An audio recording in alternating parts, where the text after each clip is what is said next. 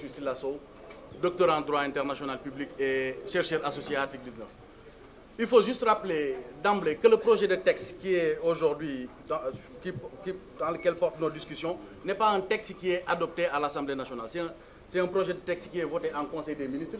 Donc, en fait, il ne peut être considéré comme du droit dit et qu'il faut connaître des évolutions. Mais il faut dire que l'article 25 pose le principe du droit d'accès à l'Internet, ainsi que l'article 26. L'article 27 du projet susmentionné soulève quelques problématiques.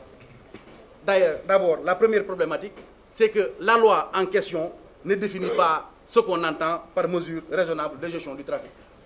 Qu'est-ce qu'on entend par mesure de gestion raisonnable du trafic? Est-ce ralentir? Est-ce bloquer? Est-ce suspendre? On ne le sait pas. La loi ne le définit pas.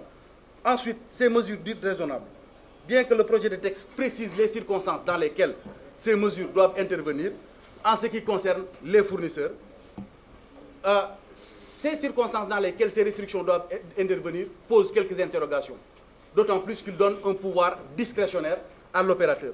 À titre illustratif, l'opérateur peut imposer ces mesures pour préserver l'intégrité et la sécurité des réseaux, ce qui me paraît une notion un peu vague et quelque part imprécise. Il faut dire que ces restrictions de la liberté d'expression, on les a constatées depuis un certain nombre d'années, notamment avec le Code de la presse. Cela veut dire que ce n'est qu'une suite logique. Avant 2012, le ministre de l'Intérieur avait émis la possibilité de mettre dans le code électoral, par exemple, l'interdiction de publication des résultats par les médias et Internet de la diffusion des résultats des élections avant 22 heures. Cela veut dire 4 heures après la fermeture des bureaux de vote. Cette mesure-là, cet alinéa de l'article 27, si elle passe, en fait, ce sera juste la porte ouverte. On n'aura plus besoin de mettre cette interdiction-là dans le code électoral. Il suffira juste d'appuyer sur un bouton et ce sera effectif. On l'a vécu avec le soir de la libération de Karim Wade. On s'est retrouvé sans Internet toute une nuit. Le lendemain, aucun communiqué, ni de l'ARTP, ni des opérateurs, ni personne pour nous expliquer ce qui s'est passé. Au moins pour nous donner un semblant d'explication. Et encore plus grave, là où on parle d'emploi des jeunes, aujourd'hui, il y a beaucoup de jeunes qui sont restés chez eux et qui travaillent avec le net pour se faire de l'argent. C'est-à-dire qu'ils sont aujourd'hui tranquilles parce qu'ils sont des entrepreneurs du net. Soit c'est des fournisseurs de contenu, ou bien simplement, en fait, c'est des jeunes, c'est des youtubeurs qui font du contenu et qui gagnent de l'argent. Et donc, tous ces gens-là, aujourd'hui, risquent de se retrouver en chômage et risquent d'aller chercher ailleurs parce que simplement, en fait, il y a des restrictions sur Internet, il y a des restrictions sur les réseaux sociaux qui font qu'aujourd'hui, ils ne peuvent plus gagner leur vie. Alors, ça, c'est une première étape. Effectivement, nous allons rencontrer les groupes parlementaires, les différents groupes parlementaires qui sont à l'Assemblée nationale, non inscrits, opposition au pouvoir. Également aussi, après, nous allons faire des journées de lutte sur Internet, bien entendu. C'est Internet et donc nous allons rester sur Internet et nous faisons ce que nous avons à faire pour que tout le monde entier, sache qu'au Sénégal, on est en train de restreindre les libertés, on est en train de restreindre les moyens de communication.